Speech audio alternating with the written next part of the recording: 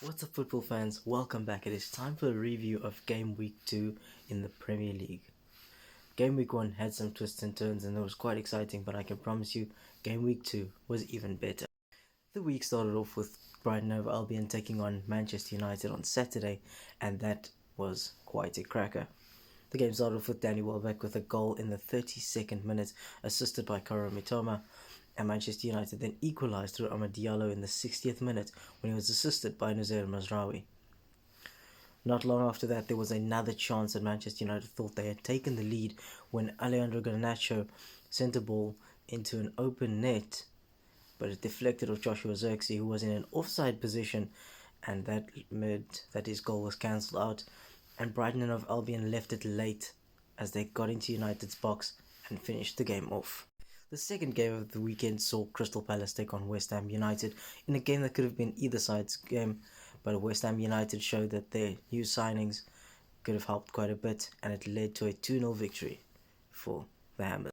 The next game saw Fulham take on Leicester City, and it saw Emile Smith Rowe grab his first goal for the club in only his second game, with being assisted by Adama Traore. Wout-Faes then equalised with a Facundo Buonanotte assist, and later on,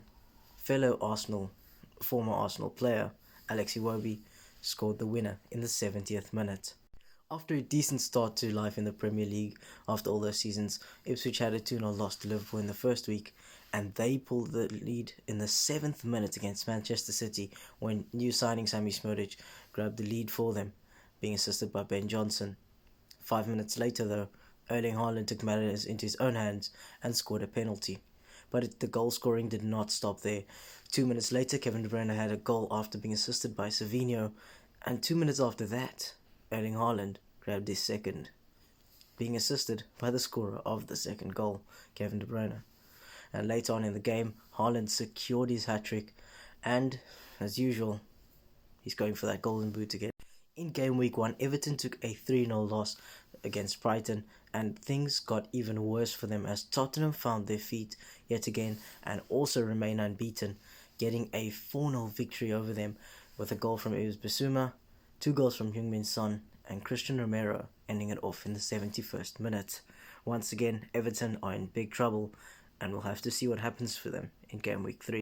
The next game saw Nottingham Forest take on Southampton in what was an absolutely exciting encounter, with Nottingham Forest getting about 23 shots in their game, and in the end, Morgan Gibbs-White scored in the 70th minute to secure the victory for them. However, Southampton played really well on the ball again, and another game where they had quite a bit of possession, but this time Nottingham Forest reigned supreme, and they made sure to secure the game for themselves. The final game of the day saw Aston Villa taking on Arsenal, and what an encounter this one was billed to be. Former manager Unai Emery over at Aston Villa, former Arsenal manager of course, and he had the double over Arsenal last season, so a lot to prove here for Mikel Arteta coming into the game, and it did not fail. After the first half there wasn't any goals, and it was a tight game, but in the 67th minute, a beautiful goal from Leandro Trossard led to Arsenal taking the lead, and he was actually not wanting to celebrate at all. William Saliba wanted him to do his iconic goggles celebration with both the hands, and he wasn't really happy about it, and of course he's hardly getting minutes, and he had to come off the bench to score that goal. And Arteta spoke about it in the press conference afterwards as well, speaking about Trossard not being happy, but that he always gives a good shift when he comes in. And then also the second goal was by Thomas Partey, a beautiful goal from the edge of the box, and he was assisted by Bukayo Saka, and what a goal that was for him, and definitely something exciting. And if he's not plagued by injuries, he could be having another great season at the Gunners. Sunday afternoon had 2 kickoffs at the same time, seeing Bournemouth and Newcastle start off at the same time as Chelsea and Wolves. However, in this game, Bournemouth and Newcastle were toe-to-toe almost all game. Marcus Tavernier grabbed the first goal after a great assist from Antoine Semenyo, and then Anthony Gordon equalised in the 77th minute off a Harvey Barnes assist, which was quite late. And then we had some VAR drama in this game as well. Right at the death, it was, I think, Dango Ouattara who went for a shot. He scored the goal. VAR had another look at it, and they saw that the ball had deflected off his arm, and unfortunately the goal did not stand, and it was a 1-1 draw, so each side getting a point. The second game of the day saw Chelsea take on Wolverhampton Wanderers, and Chelsea grabbed an early lead in the second minute of Nico Jackson, a man who has recently been criticised by John Obi Mikel, and he hit back at him afterwards with his goal. Mateus Cunha then got a goal in the 27th minute after being assisted by Ryan Aït-Nouri. It was then Cole Palmer who put Chelsea back in the lead after a Nicholas Jackson assist. And then Jurgen Strand Larsen went for a shot that he just nudged in after a corner from Totti Gomez. That was it for the first half, and it looked quite exciting. They looked evenly matched. The second half started, and not long after, Noni Madueke grabbed a hat-trick between the 49th and 63rd minute, and all three of his goals were assisted by Cole Palmer. And this man really should have ice in his veins by his accuracy over here. And then João Felix, on his second debut for Chelsea after he rejoined, grabbed the winner in the 80th minute after being assisted by former Wolves man Pedro Neto.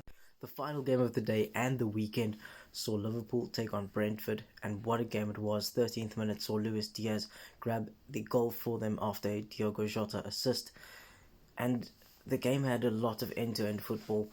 Mo Salah was brilliant on the ball, and he was blessed with a goal in the 70th minute, assisted by none other than the first scorer, Luis Diaz, and it seems that was a trend this weekend with goals. That means it's time to have a look at the league table. In bottom position, with no surprises, Everton are down in 20th with a -7 goal difference after 2 losses in 2 games. Wolverhampton in 19th position with a -6 goal difference after 2 losses in 2 games. Newcomers Ipswich Town are in -5 goal difference after 2 losses in 2 games. Crystal Palace surprisingly in -3 goal difference after 2 losses in 2 games. Southampton on -2 goal difference after 2 losses in 2 games. And that is from 20th up to 16th. Now from number 15 up to number 8. In 15th position, Leicester City, after 2 games they've had 1 draw and 1 loss, -1 goal difference and on 1 point. Bournemouth on 14th position, 2 games, 2 draws and on 2 points. Brentford on after 2 games, 1 victory and 1 loss, -1 goal difference and 3 points. Aston Villa on 12th position, 2 games, 1 victory, 1 loss, -1 goal difference and 3 points. Manchester United in 11th place, 2 games, 1 victory, 1 loss, 0 goal difference and 3 points. In 10th position is Fulham, 2 games, 1 victory, 1 loss, 0 goal difference and 3 points. In 9th position, West Ham United, 2 games, 1 victory, 1 loss, +1 goal difference and 3 points. Chelsea in 8th position, 2 games, 1 victory, 1 loss, +2 goal difference and 3 points.